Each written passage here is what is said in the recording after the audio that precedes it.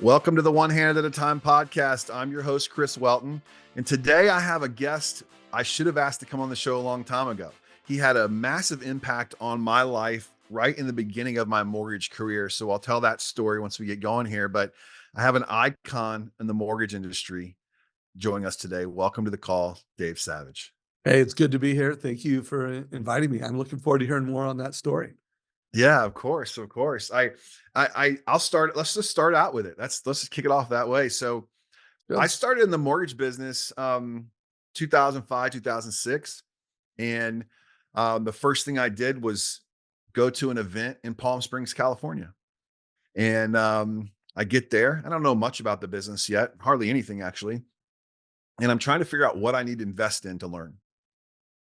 And we had Building Champions was there, and then we had Mortgage Coach software and all these just different things going on. And I get into an elevator and I'm standing on an elevator with you, and I'm standing on an elevator. Why do I just go blank from Building Champions? Is it Dan Harkavy? Daniel Yeah, Harkavy. Daniel Harkavy. Yeah.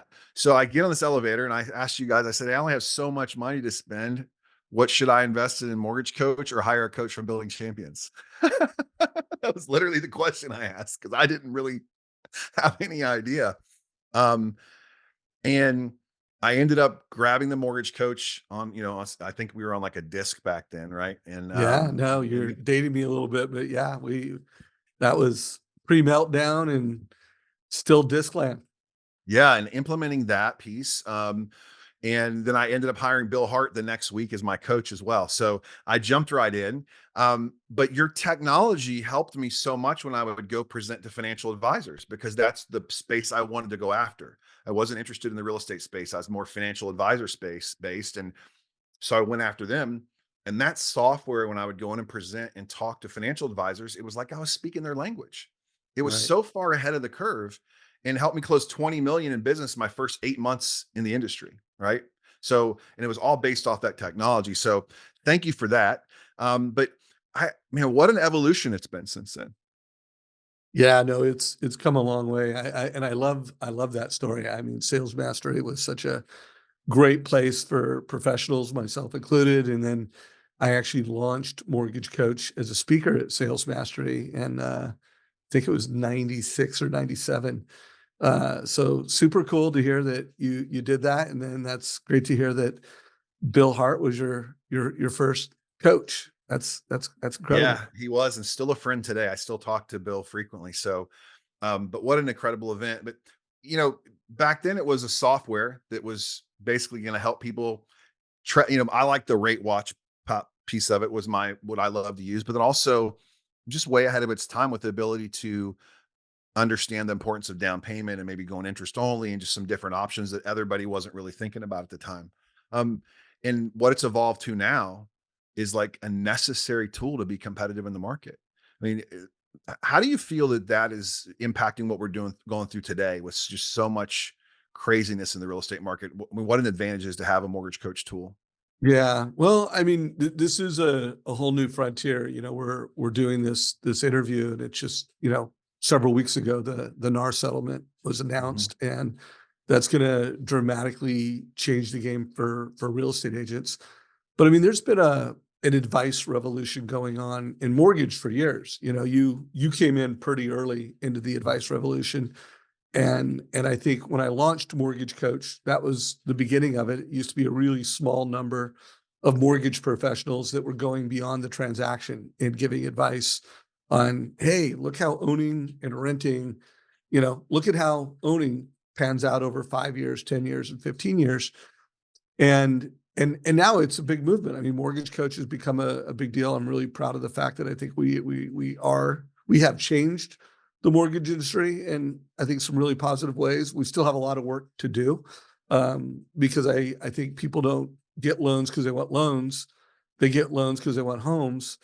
And then I think having a home is part of the American dream, but having a home and being financially free is called the full American dream. And the way most people get into debt today with a fee worksheet, it's still broken.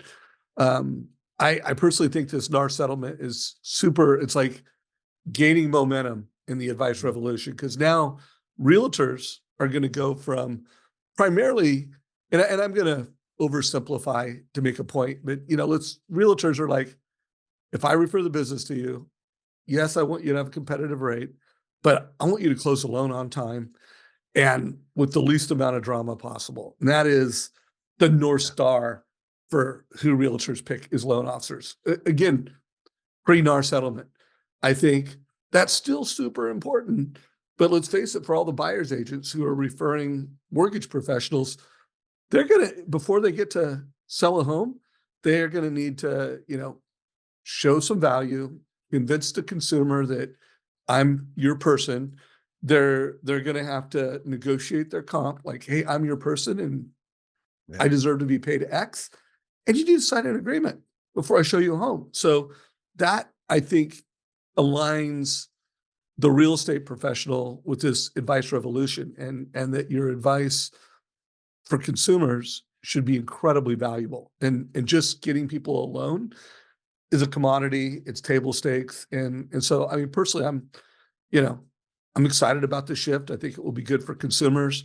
And I think that the real estate people that, professionalize what they're doing and they are able to deliver tangible value and communicate that tangible value, they're going to be fine, and it's going to professionalize the mortgage and real estate industry. So it's interesting and exciting at the same time.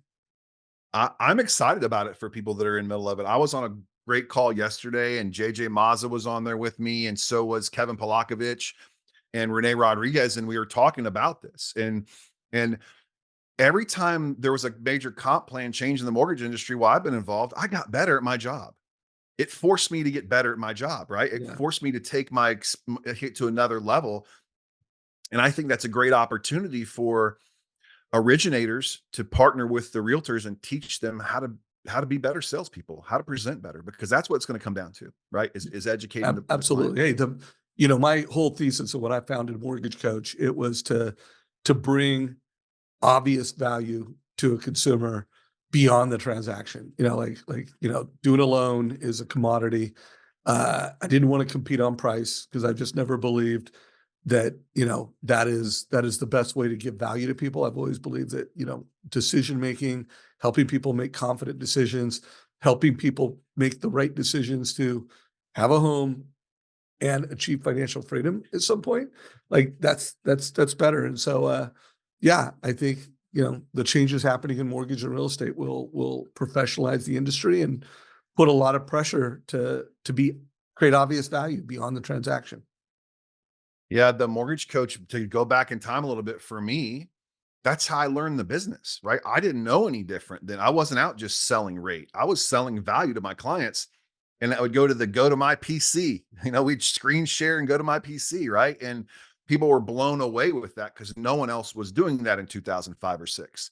It just wasn't happening, right? Yeah, no, it was a And really small group. I mean, it was, when I founded Mortgage Coach, it was probably less than 100 loan officers in yeah, America were playing this advice game.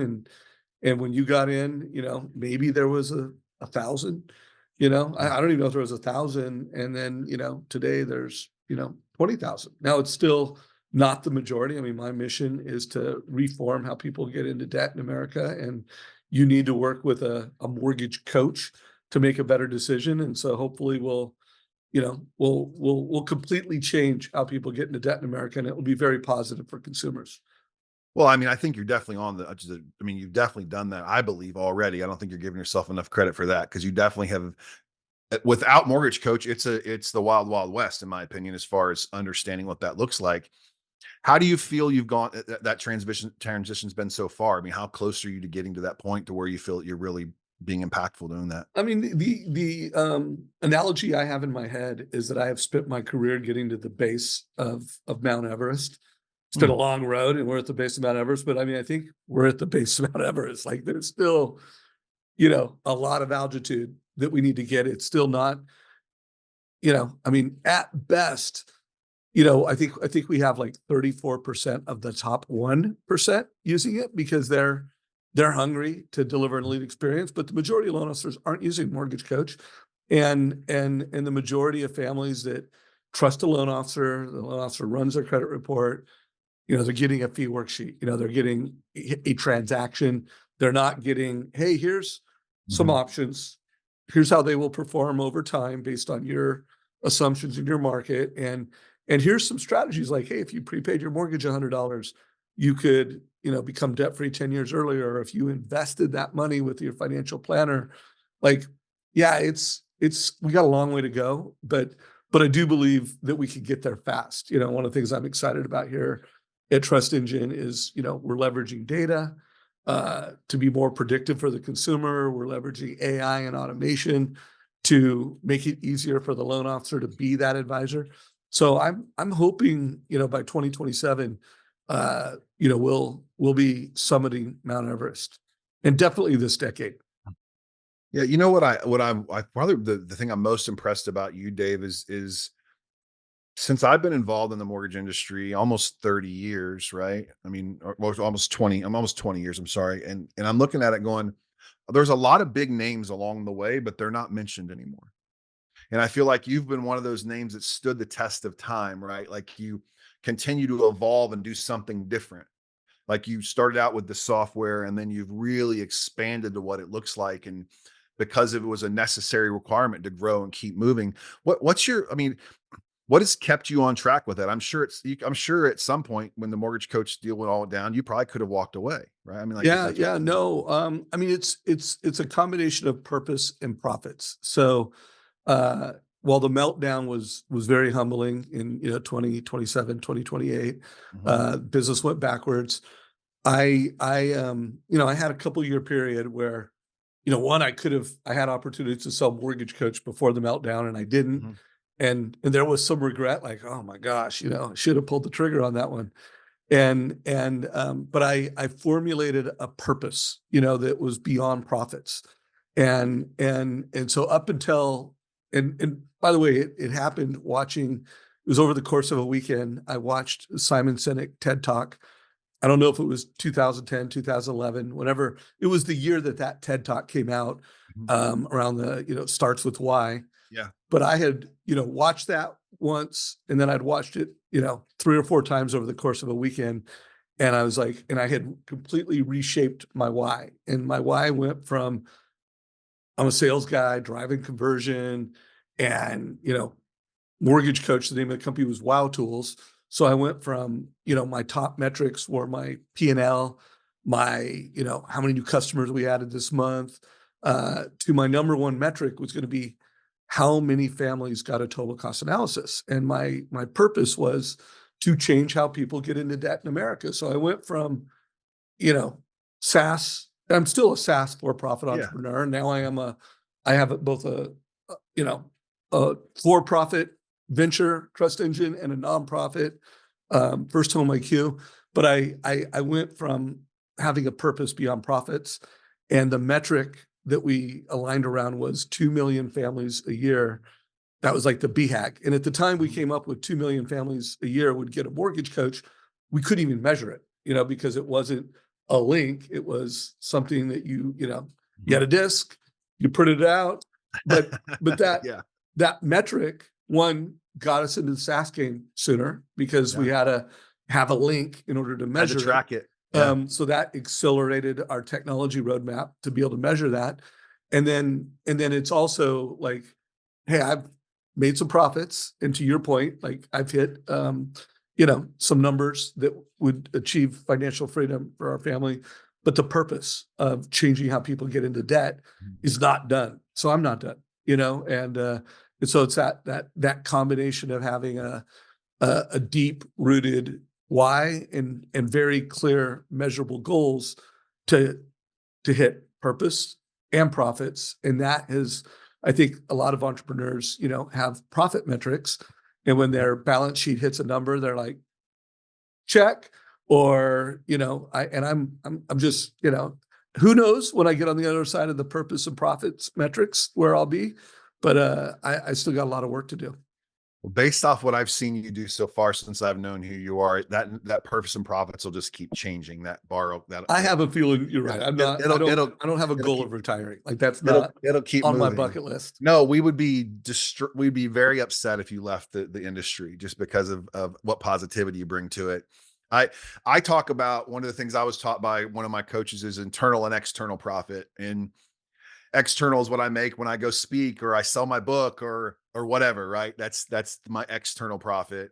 And then my internal profit is when I work with there's a group of foster kids I work with, and I work with local athletes that are in some impoverished areas and those types of things. So for me, it's I try to fill both buckets up, and I can't fill one up without the other. Like it just doesn't work for me. So Yeah, no, there's no doubt. And last year I founded a nonprofit, firsthomeIQ.com. And the goal with that was because I've spent my whole adult life and my career, changing the industry from the inside out, and started with loan officers, companies, scaling it, and I'm like, to really achieve the goal and the mission, we got to get to kids younger. We need to get to them in high school. We need to get to them in college, and so. Are you, by the way, are you familiar with First Home I'm IQ? not. So I wanted you to go into that. I mean, Oh, I'm so you're not just very hearing familiar about it? with it. Yeah. No. Yeah. Yeah, so what we're doing, we have this thesis that there's a financial literacy crisis in America, and I think every time I've said that, people are just heck Yes. yeah, like amen, and schools and governments aren't going to fix it, and so but I do believe the mortgage and real estate industry can fix it, and so we're turning loan officers and realtors into the first responders of the financial literacy crisis. And Kristen Messerly is the executive director. She is the captain of this mission, and I'm one of the co-founders of it with Todd Bookspan. And we're turning loan officers and realtors into, we call them ambassadors, and they're donating money and time monthly, and then they're also going into schools. We're in a number of high schools and colleges teaching financial literacy, Mm. and doing it with a slant to achieve homeownership in your 20s, Yeah. and also doing it with a slant to help parents, help kids, to kids that don't have parents that can help them. There's never been more down payment resources, down payment assistance Yeah. resources. So it's getting a home has never been harder. I mean, there is an affordability crisis, but there's family members with a lot of equity, and there's community programs that want to help with that. And so we're kind of organizing all that to get to Gen Z and inspire them and educate them to buy your first home as young and as fast as you can. I love that. I live in the state of Florida, and now it's a requirement to graduate high school here. There's a financial literacy class you have to take to graduate high school, which is new in the last couple of years. So, Yeah, I'm um, pumped on that, by the way. But yeah, I but think my guess is it's not enough, no. and it doesn't have a. Well, by the way, I don't know because I haven't gone through the training, but it doesn't have that. It's probably got some education around buying real estate and getting a home, but like that's what we're doing. This is not just we are doing Yeah. some general financial literacy education, but we're all about like if you want to, first of all, like, here's all the reasons you should get into home ownership, and here's all the reasons, and here's all the ways you can get into home ownership, and really driving education around that. I I love that. I mean, I did not know what that was, Dave, so I'm glad you broke that Where are down you for at in me. Florida, by the way? I'm just outside of Orlando. I'm in a town called Lake Mary. Yeah, I think Jane Floyd is She's in one of Tampa. our, yeah, Yeah, she's Jane's in one of Tampa. our ambassadors, Yeah. and we have a number of ambassadors in Florida. So if you want me to introduce you to any of those, let me know. Yeah, I actually know Jane well. We're in the same mastermind. We're in a mastermind Ask together. Jane about Yeah, First Home IQ. Shoot her a text and I will. I will when ask I her get off about here. it. I'll shoot Jane a text for sure. No, Jane's great. We're in the same mastermind with Renee Rodriguez. Oh yeah, yeah, Which that's is right. yeah, That's right. yeah, I'm actually yeah. going to an Amplify event tomorrow. Oh, nice. That'll be good. That'll be good. I that Amplify changed my like really changed my life. I mean, you were there when they pulled me on stage out of the crowd. Were you there Yeah, in Dallas? Yeah. yeah. But just the 2 years leading up to that, what he's done for me has been It's a remarkable program. I've been to all of his big events. I'm in the Mhm. mastermind as Yep. well, and I've done the workshop 3 times, and I'm Yeah. actually doing the workshop, Thursday and Friday, starting tomorrow and all day Friday. Is he out in Orange County? Yeah, yeah, he's in Orange Yeah. County. Okay, nice. I'm originally from Huntington Beach, so, No, wait a minute. n n What yeah. what school did you go to? Well, I went to school here in Florida, but my dad graduated from Fountain Valley High School. I went to Ocean View. Yeah, yeah, my Yeah, dad no, went to I went Fountain to high Valley. school in Ocean View or in Huntington, bought my first house in Huntington, and Yeah, my wife and I are now in Newport Beach, but if you're ever out here, let me yeah. know. I'm out there all the time. My grandparents, have passed on, but my aunt and uncle still own the house, in Fountain Valley, right across from Miles Square Park. So Oh, I'll I definitely reach out. I'll know definitely it reach out next well. time I We see him. bought our first house off of Brickhurst, and my wife and I used Yeah, to, so my grandparents' house is on Apple Street, right off of Brookhurst. oh, okay, yeah, no, I used to Yeah, play basketball at, Miles Square all the time. yeah, yeah. My grandfather built that house. Like they built it. He That was is the awesome. so it's been the family the whole time. It's never been out of the family. So That's pretty yeah, cool. yeah, small world. But yeah, no, I get back there quite often to see my family. So it's good. I love it out there. But so let's talk about Trust Engine. I mean, see, I know Todd Bookspan is, which is I met Todd on a flight one time flying from Phoenix to Vegas to AmpCon, the first AmpCon. Oh, that's He's sitting in cool. front of me. We just start talking before the plane takes off. And I'm like, I knew the name, but I didn't know who Todd was. And we just start, and that was it. We met right there on the plane going to AmpCon, the first AmpCon. But tell me about Trust Engine. What's going on with Trust Engine these days? Yeah, so, I, sold a majority interest in Mortgage Coach in 2021 to a private equity firm, LLR Partners. And when they bought us, they also bought Sales Boomerang, and they had this thesis that they really understood how we were changing the consumer experience in mortgage, and they thought Mhm. that was the future. And so, I did that deal because I really wanted to get to the mountain. I wanted to summit the Mhm. mountain, and I Yep. thought I needed more capital and more expertise. I actually picked LR because they were also buying Sales Boomerang, and I'm like, oh, data, getting incredibly Mhm. predictive with data. I really believe like speed to need is the future of Yeah. lending, and Mhm. being able to predict a consumer's need even before they know their need. Because most consumers, when they get, whether it's their first home, their second home, their third home, they're not being as um, thoughtful as they could be at achieving homeownership, building wealth with real estate, and achieving financial freedom. But with the combination of data and Mortgage Coach, you can really optimize for the consumer. So, so Trust Engine, that is our mission. We believe all borrowers can achieve financial freedom. Like that's a mission. We are the mortgage industry's first performance marketing platform. We brought in a CEO, Rich Harris, who ran the cloud for Oracle, extremely seasoned technology entrepreneur that knows data better than most. We brought in a chief product officer, Rich Labarca, who ran the customer data platform for Microsoft. Mm. And these guys all know, like, I'm the mortgage, guy who's been in mortgage for 38 years, but these guys, like, they know how Facebook and Apple and Big Pharma and Amazon and, they know how the biggest companies in the world are using data and driving performance. Yeah. And they looked at the mortgage space and they're like, when you look at the CRMs in mortgage and you look at how mortgage is executing, they're like, this is like 10 years behind how, and Yes. that's being nice, saying that they're 10 years behind. They're like, Yeah. they're behind. And so, we're creating the industry's first performance marketing platform. And, for consumers, we're optimizing for home ownership and financial freedom through our Mortgage Coach platform and data. And then for lenders, we're really optimizing so that, hey, the money you spend improves your retention of your database. Mhm. It improves your conversion of your database.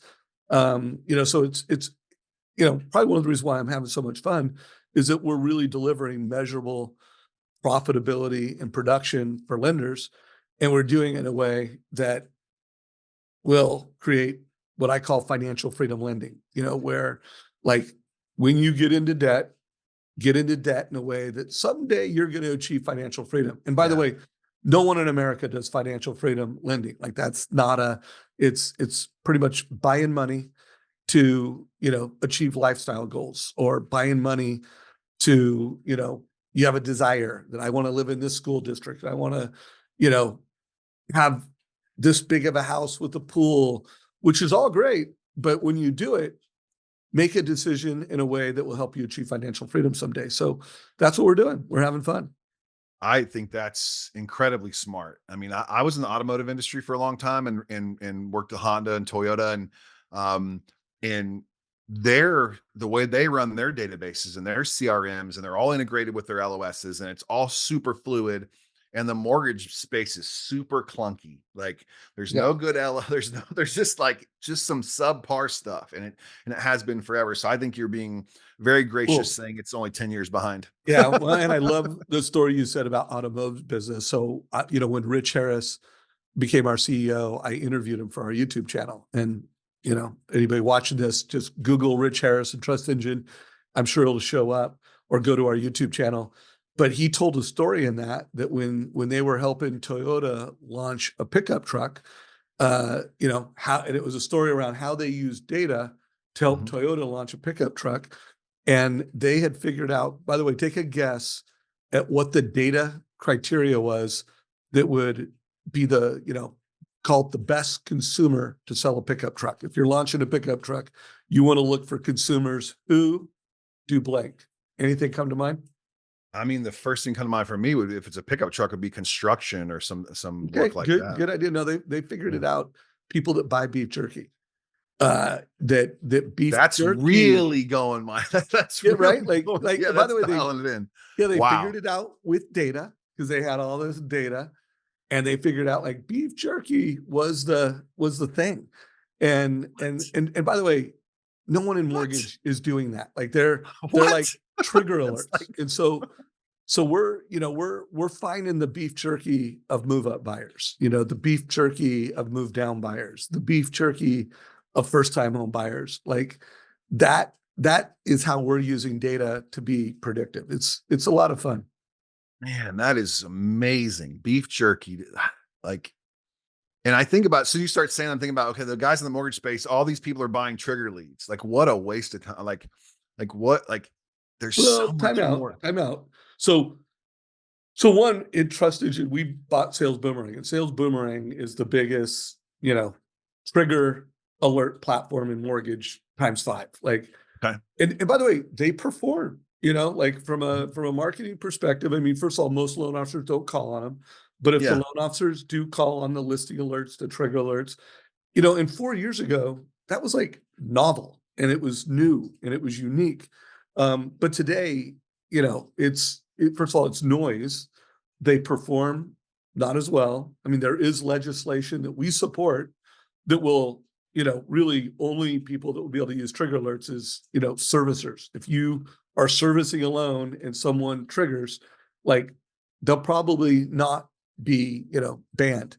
But Yeah. but but you know, it's not value to the consumer. Well, I guess it is Yeah. value, but it's noisy value. And so we're trying to, use data in a way. But I do want to say trigger alerts do work. They're just it's 5 years old, and it's not the highest performing way Yeah. or the most valuable way to So service a customer. let me reframe what I was saying about trigger lead. What I mean is, I love the trigger leads for listings and those types of things. I think that's super powerful. But the all I can think about is when someone pulls credit and then you've got a phone room, or they call me and they go, Chris, you pulled our credit yesterday and we have 16 missed phone calls on from the trigger, it was triggered from the credit report pool. So that's what I'm talking about. But I mean, when it's put in place and run right, I'm sure it works. But I like more the value propositions. I mean, I love the move up idea. Now how's AI helping with that? Yeah, so we actually have, AI. We have data science team. We've got an omni-channel team optimizing how we communicate and approach, and then we have, AI consultants going through our whole platform. So ranging from how we code, supercharging our developing team. We have an AI project going right now where, and again, this particular one probably won't hit this year, but being able to, from a voice activated talk to a mortgage coach, AI, data driven consultant, create a mortgage coach report. So using AI to create a mortgage coach report, using AI to accelerate our data modeling so that we can be more predictive and Yeah. find the beef jerky faster.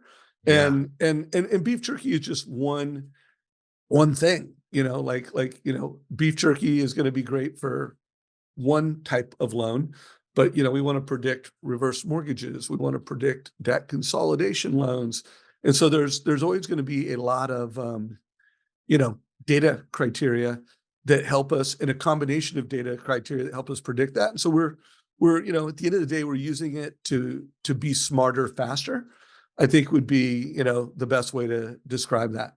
I had no idea that was Trust Engine was that big, to be honest with you. I had no clue that it was Yeah, you no, were it's it's operating. it's well, remember, it's pretty new. We Yeah. did our private equity deal in December of 21. We introduced Trust Engine.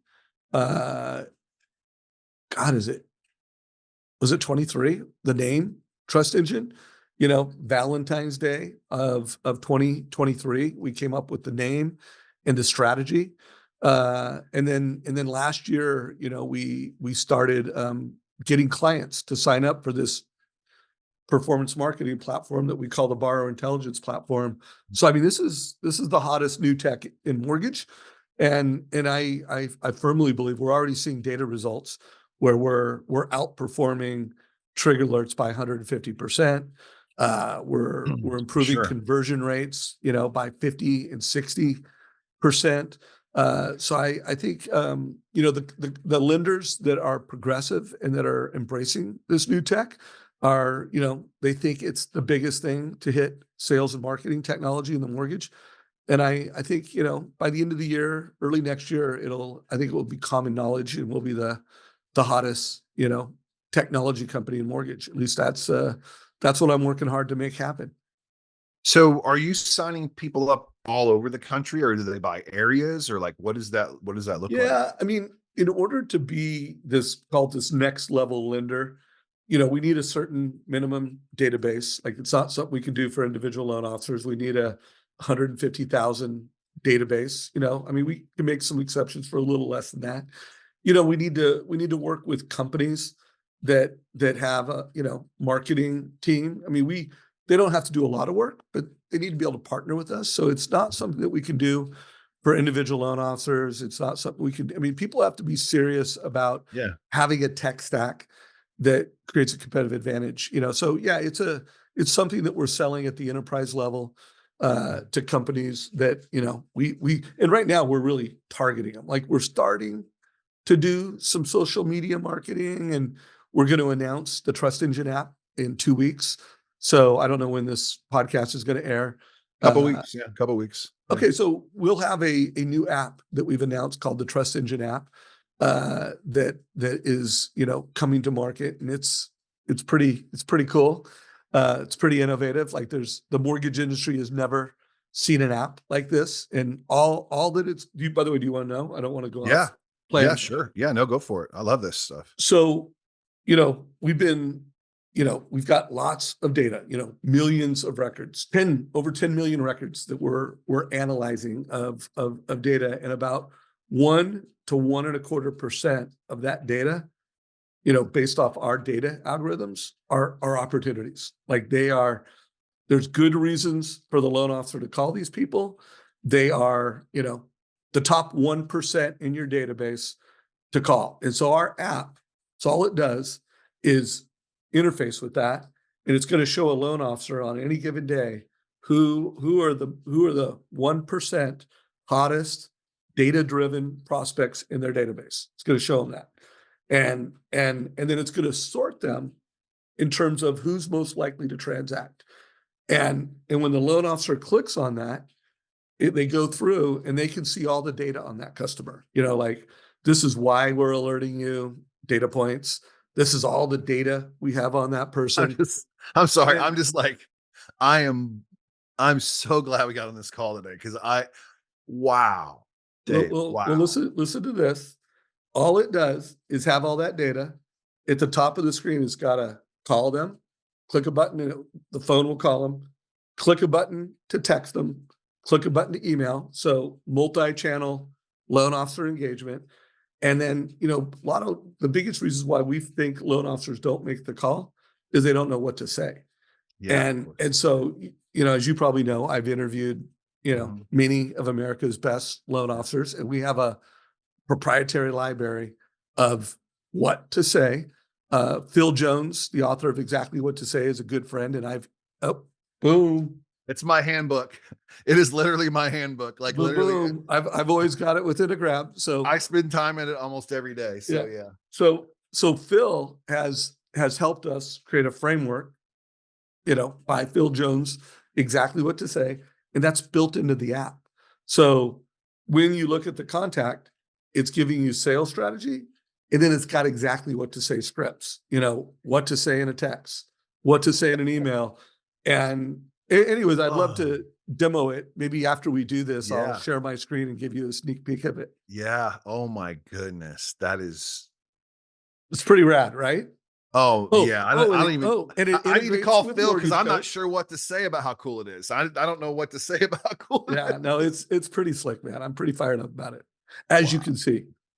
Yeah, man.